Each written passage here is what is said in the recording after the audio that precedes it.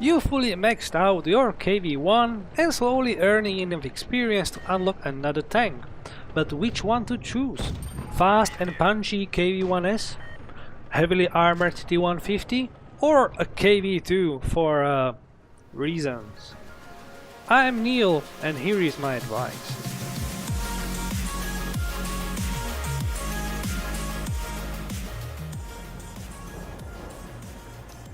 Let's start with KV-2, which is one of the kind in this game. KV-2 destroys others' hopes and dreams, and while there are other big boom tanks, none of it's like KV-2. With enough skill and bit of luck, you can wipe out unbelievable amount of tanks full health, and that is quite fun factor and reason why people love or hate KV-2s. It's not easy to drive, but very rewarding when you do well. If you choose KV-2 now, the only tank you can actually unlock it with it's again T-150. A tank which you can unlock as well with KV-1, so if you would not enjoy playing KV-2, you can easily ditch it and keep farming KV-1. Which components to choose for KV-2? Well, tier 6 turret, engine and tracks are my advice for sure. Gun is based on your preference. 122mm will surprise others by you shooting faster than usual. My choice is 152mm though, with that fun factor wiping others out of the game. So let's move on to T-150. The T-150 is true definition of heavy tank. It's slow, it's heavily armored and it bounces loads of shots and the gun is not that bad. This tank is actually KV-2's nightmare because it's so armored KV-2 can't penetrate it from nowhere.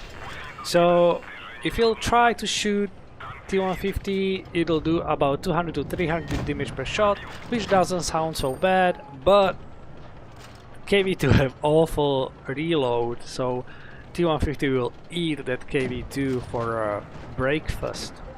So if you are in KV-2 and you're facing T-150, you know you are going to have a bad time and you might rethink where you are and what you are going to do.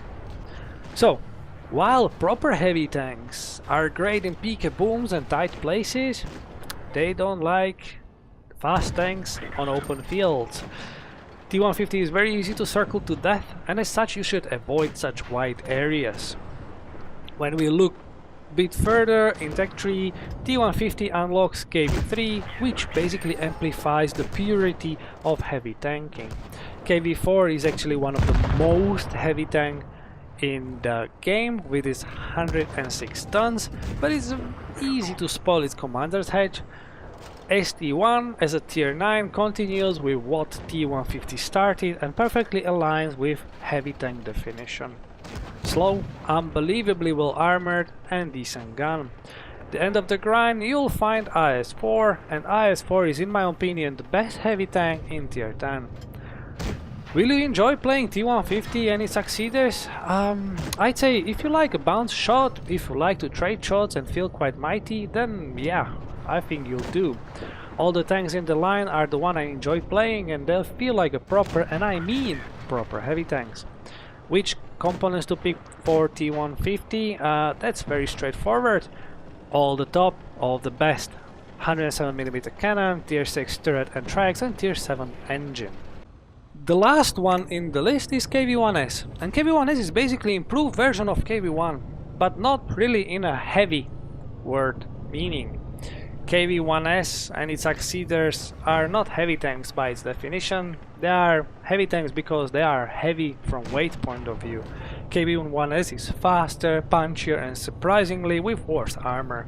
Worse armor in every aspect and angle. KV-1S is just easier to penetrate than KV-1 by tier 5 tanks, not mentioning tier 6s, because KV-1S have just lower armor values than KV-1.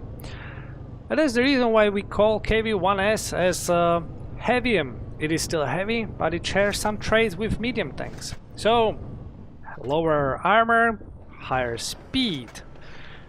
So, it's faster and faster in every aspect. Straight line, turns, traverse, uphill, just everywhere.